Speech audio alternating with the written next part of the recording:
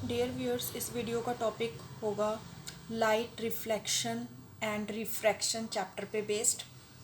तो सबसे पहले हम स्टार्ट करेंगे टॉपिक लाइट से। लाइट सिंपल भाषा में अगर कहें तो क्या है, एक ऐसी एनर्जी की फॉर्म जिसकी वजह से हम अपने आसपास के वर्ल्ड को देख पाते हैं।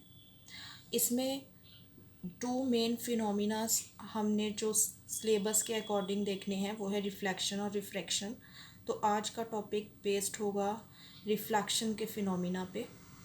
सो रिफ्लेक्शन क्या है, जब भी लाइट किसी हाईली पॉलिश्ड सरफेस के ऊपर स्ट्राइक करेगी, किसी हाईली पॉलिश्ड सरफेस के ऊपर गिरती है तो उस सरफेस से वो टकरा के वापस आती है। तो ये जो वापस आने का फिनोमिना है इसको कहा जाता है रिफ्लेक्शन ऑफ लाइट। अब हम यहाँ पे जो मेन टर्म्स हैं रिफ्लेक्शन से रिलेटेड वो देखेंगे कि हमने यहाँ पे एक हाईली पॉलिश्ड सरफेस बनाया है, जैसे कि ये मिरर है, और इस मिरर के जो बैक साइड पे ये लाइंस ड्रॉ की है, इसका मतलब है कि ये वाला जो सरफेस होगा ये नॉन रिफ्लेक्टिंग होगा। रिफ्लेक्शन सिर्फ इस सरफेस से होगी, फ्रंट वाले से। तो जो लाइट रे जो मैंने आई से रिप्रेजेंट की है, जो लाइट रे मिरर पे पहले आके गिरती है उसको हम कहते हैं इंसिडेंट रे, और जो रे मिरर से टकरा के जो वापस आई है उसको कहा जाता है रिफ्लेक्टेड रे। और यहाँ जिस पॉइंट पे जो इंसिडेंट रे गिरती है उसको कहते हैं पॉइंट ऑफ इंसिडेंस। तो अगर हम पॉइंट ऑफ इंसिडेंस से एक परपेंडिकुलर ड्रॉ कर दें तो ये जो परपेंडिकुलर है इसको कहा जाता है नॉर्मल। और इंसिडेंट रे जो नॉर्मल के साथ एंगल बनाती है उसे कहते हैं एंगल ऑफ इंसिडेंस, और रिफ्लेक्टेड रे और नॉर्मल के बीच में जो एंगल होता है उसे कहा जाता है एंगल ऑफ रिफ्लेक्शन। अब हम देखेंगे कुछ लॉज ऑफ रिफ्लेक्शन। तो दो लॉज हैं रिफ्लेक्शन के, जिसमें सबसे पहला लॉ क्या है कि जो एंगल ऑफ इंसिडेंस और एंगल ऑफ रिफ्लेक्शन है वो दोनों एंगल्स एक दूसरे के बराबर होते हैं। और दूसरा लॉ कहता है कि जो इंसिडेंट रे है, नॉर्मल और रिफ्लेक्टेड रे है, ये तीनों की तीनों एक ही प्लेन में पाई जाती हैं।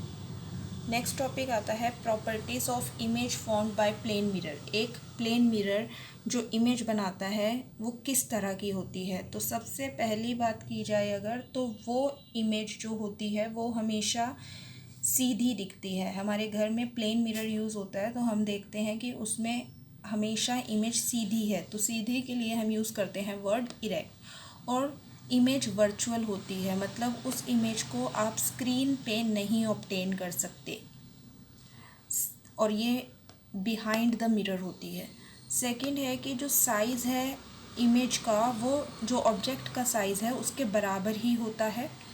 थर्ड है कि वो इमेज जो बनती है वो लेटरली इन्वर्टेड बनती है। कहने का मतलब है कि जो लेफ़्ट है वो राइट दिखेगा इमेज में, और जो राइट साइड है ऑब्जेक्ट का वो लेफ़्ट साइड दिखेगी। जैसे कि यहाँ पे अल्फ़ाबेट्स दिखाए हैं कि एल, अगर ये अल्फ़ाबेट्स एल जो है हम मिरर इमेज देखें उसकी तो इस तरह से हमें दिखती है। इसी तरह से पी अल्फ़ाबेट का दिखाया है तो इस तरह से इन्वर्टेड दिखता है।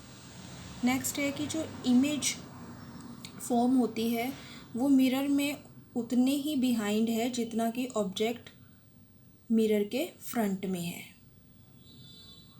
नेक्स्ट बात आती है कि जो मिरर्स हैं वो सिर्फ प्लेन मिरर्स ही नहीं हैं, मिरर्स स्फेरिकल भी होते हैं। स्फेरिकल से हम क्या समझते हैं, जिनका जो रिफ्लेक्टिंग सरफेस होगा वो कैसा होगा, कर्व्ड। दो टाइप्स के स्फेरिकल मिरर्स हैं, कनकेव एंड कन्वेक्स। तो कनकेव मिरर का जो रिफ्लेक्टिंग सरफेस है वो कैसा होगा, कर्व्ड होगा इनवर्ड्स, केव की तरह। और कन्वेक्स मिरर का जो रिफ्लेक्टिंग सरफेस है वो कुछ इस तरह से होगा, इस साइड से वो रिफ्लेक्ट करेगा, आउटवर्ड्स जो होगा इसका कर्व्ड। अब बात आती है कुछ इम्पॉर्टेंट टर्म्स जो मिरर्स के साथ रिलेटेड है। तो उसमें सबसे पहली टर्म हमें मिलती है पोल। पोल क्या है कि ये जो स्फेरिकल सरफेस है मिरर का, इस साइड जहाँ से ये रिफ्लेक्ट कर रहा है इस रिफ्लेक्टिंग सरफेस का जो सेंट्रल पॉइंट होगा उसको हम कहेंगे पोल।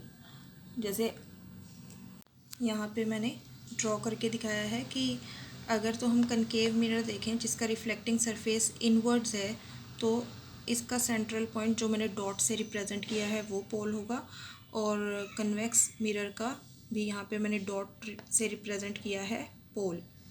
रिफ्लेक्टिंग सरफेस के सेंट्रल पॉइंट जो है उसको हम कहते हैं पोल। नेक्स्ट आता है सेंटर ऑफ कर्वेचर। तो सेंटर ऑफ कर्वेचर कैसे एक्सप्लेन करेंगे?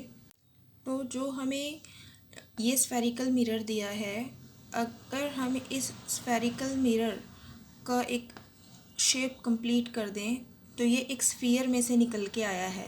उस स्फीयर का जो सेंटर होगा वो होगा सेंटर ऑफ कर्वेचर। जिस स्फीयर में से मिरर निकल कर आया है उस स्फीयर का सेंटर कहलाता है सेंटर ऑफ कर्वेचर। तो रिफ्लेक्टिंग आप देख सकते हैं कि जो कनकेव मिरर है उसका सर्कल इस तरफ कंप्लीट होगा और कन्वेक्स का इस तरह से कंप्लीट होगा। तो इसका सेंटर ऑफ कर्वेचर जो कनकेव मिरर है उसका centre of curvature reflecting side पे होगा, लेकिन जो कन्वेक्स है उसका नॉन रिफ्लेक्टिंग साइड पे सेंटर ऑफ कर्वेचर मिलेगा। नेक्स्ट आता है रेडियस ऑफ कर्वेचर। तो जैसा कि मैथमेटिक्स में होता है, इसका जो हमारे पास ये जो स्फीयर है जिसमें से हमारे पास मिरर निकल के आया है, उस स्फीयर का जो रेडियस होगा उसको कहेंगे हम radius of curvature. Next point आता है प्रिंसिपल एक्सिस। तो प्रिंसिपल एक्सिस क्या है? पोल और सेंटर ऑफ कर्वेचर में से एक स्ट्रेट इमेजिनरी लाइन जो निकल के जाती है उसको कहा जाता है प्रिंसिपल एक्सिस। ये जो लाइन है ये है प्रिंसिपल एक्सिस। नेक्स्ट पॉइंट आता है फोकस। तो फोकस वो पॉइंट है जहाँ पे जब जो कनकेव मिरर पे एक लाइट रे इंसिडेंट हुई और वो लाइट रे जो आ रही है वो पैरेलल है प्रिंसिपल एक्सिस के, रिफ्लेक्शन के बाद वो लाइट रे जिस पॉइंट पे जाके कन्वर्ज करती है उसको कहा जाता है फोकस। और कन्वेक्स के केस में क्या होगा? कन्वेक्स मिरर जो है वो एक डाइवर्जिंग मिरर है, तो जिस पॉइंट पे से ऐसे लगेगा कि रेज निकल के आ रही हैं, डाइवर्ज हो रही हैं, उसको कहा जाता है फोकस। अगर हम डायग्रामेटिकली देखें तो कुछ इस तरह से डायग्राम होगा कनकेव मिरर के केस में। इस पॉइंट पे आके सारी रेज जो हैं रिफ्लेक्शन के बाद कलेक्ट हो रही हैं, और कन्वेक्स के मिरर के केस में कुछ इस तरह से होगा कि इस पॉइंट से ऐसे लग रहा है कि सारी रेज डाइवर्ज हो रही हैं। नेक्स्ट इम्पॉर्टेंट टर्म आती है फोकल लेंथ।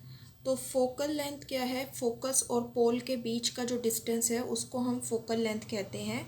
और फोकल लेंथ और रेडियस ऑफ कर्वेचर के बीच में एक रिलेशन है, जो कि ये रिलेशन है काफ़ी न्यूमेरिकल्स में यूज़ होता है ये रिलेशनशिप। अब हम देखेंगे कि फोकल लेंथ जो है कनकेव की पॉजिटिव है या नेगेटिव है, वो हमें कैसे पता चलेगा?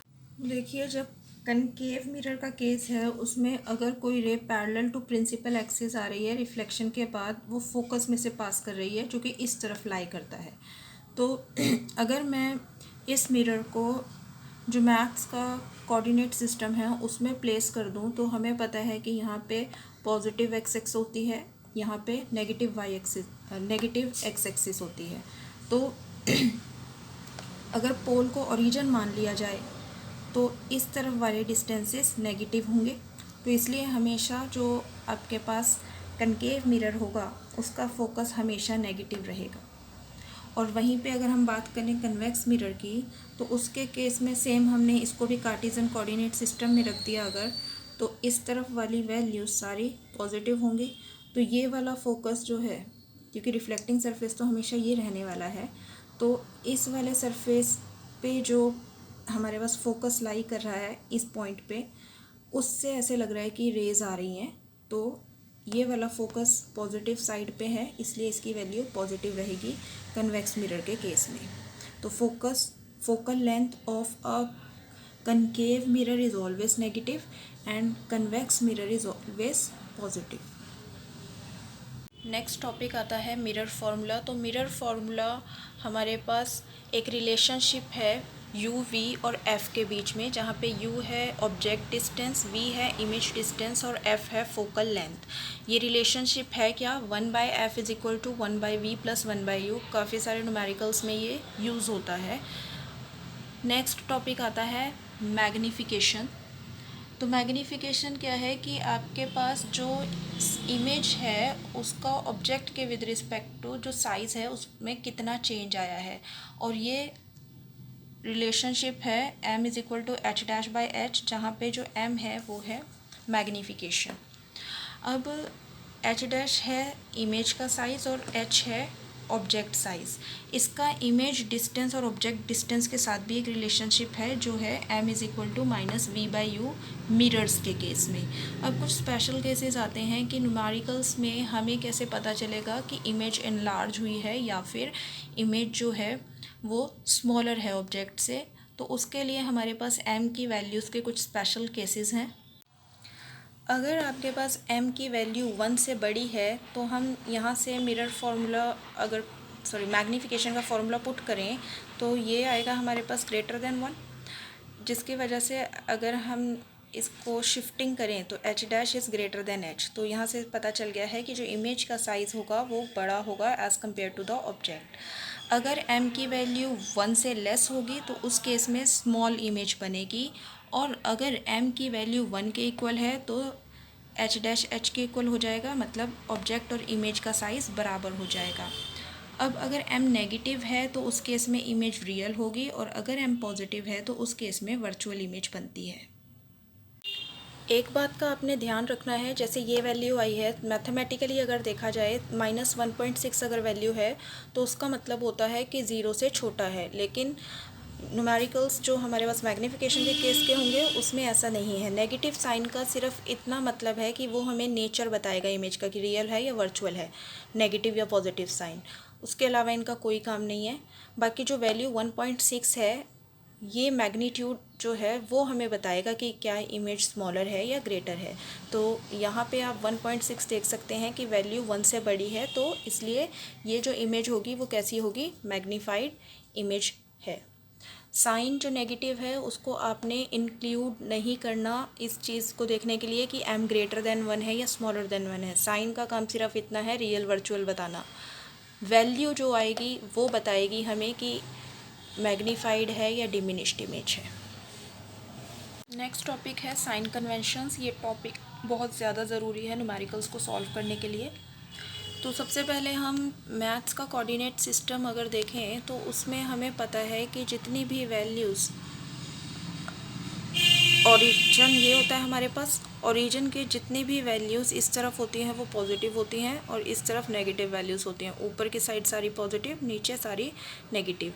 हमने यहाँ पे कुछ कोऑर्डिनेट्स लिखे हैं तो आप देख सकते हैं कि इस तरफ अगर यहाँ पे कोई एक पॉइंट है तो एक्स एक्सिस का कोऑर्डिनेट इसका नेगेटिव आएगा और इधर पॉजिटिव आएगा। तो हम इसी तरह से अगर इस कोऑर्डिनेट सिस्टम में एक मिरर प्लेस कर दें और उस मिरर का जो पोल है उसको ओरिजिन के साथ कोइंसाइड कर दें, मतलब हमने कार्टेशियन कोऑर्डिनेट में जो ओरिजिन है उस ओरिजिन को अब हमने मिरर के केस में पोल कंसीडर कर दिया, तो पोल जो है मिरर का वो ओरिजिन का वर्क करेगा। तो जितनी भी वैल्यूज़ इस तरफ होंगी वो सारी क्या होंगी, नेगेटिव। जितने भी डिस्टेंसेस इस तरफ होंगे वो सारे होंगे पॉजिटिव। जितनी भी वैल्यूज़ पोल से ऊपर की तरफ हैं प्रिंसिपल एक्सिस से वो सारी पॉजिटिव, और जितनी भी वैल्यूज़ नीचे की तरफ हैं इससे वो हैं नेगेटिव। तो जैसे कि अगर इस तरह से ऑब्जेक्ट आता है तो सीधा है वो इरेक्ट है और ऊपर की तरफ है तो पॉजिटिव वैल्यूज़ और इधर नेगेटिव। यहाँ पे हमेशा नेगेटिव रहेगी और इधर जितनी भी वैल्यूज़ होंगी वो पॉजिटिव होंगी। और आपने हमेशा ये ध्यान रखना है कि ऑब्जेक्ट को हमेशा लेफ़्ट साइड पे ही प्लेस करना है। न्यूमेरिकल सॉल्व करने की ट्रिक मैं एक अलग वीडियो में एक्सप्लेन करूँगी, जिससे हमारे जो न्यूमेरिकल्स हैं वो बहुत ही ज़्यादा आसानी से सॉल्व हो सकते हैं। तो ऑब्जेक्ट हमेशा ध्यान रखना है, आपने नेगेटिव साइड रखना है मिरर्स के केस में। हर एक न्यूमेरिकल में ऑब्जेक्ट जो होगा वो लेफ़्ट साइड होगा और इस तरफ हमेशा नेगेटिव वैल्यू है, तो यू की वैल्यू हमेशा नेगेटिव रहेगी सभी न्यूमेरिकल्स में।